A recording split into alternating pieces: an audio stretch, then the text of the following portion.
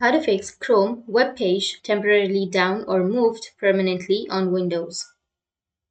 So if you want to fix Chrome web page temporarily down or moved permanently on Windows, then what you need to do is you just need to simply go and try it with a different browser. So if you're going with your Chrome browser at first and if you're facing the problem, then you can go with other browsers. For example, I have the Microsoft Edge right here, or you can go with the Firefox browser or any other browser that you have, and it might fix your problem.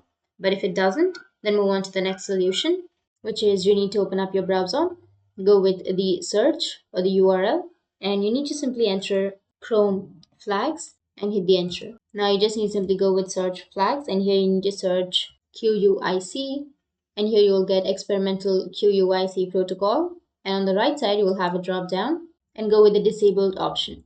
Once you go with disable, you just need to simply relaunch your Chrome and your problem might be fixed. And after that, the next thing you need to do is you need to open up your control panel, and here you will have an option of Windows Defender Firewall.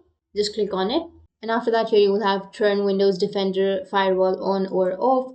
Click on it, and here you just need to simply go with turn off Windows Defender Firewall.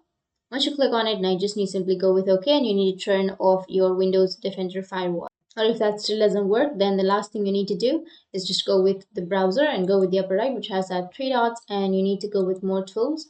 And here you may have the extensions, so you just need to simply go with the extensions option. Under extensions, go with manage extensions, and if you have any extensions that you don't use, then you just need to simply go and toggle it off. Or you can also go with remove extension. And after that, relaunch your Chrome and your problem will be fixed. So that's it, and if you have any questions, feel free to comment below. Thanks for watching.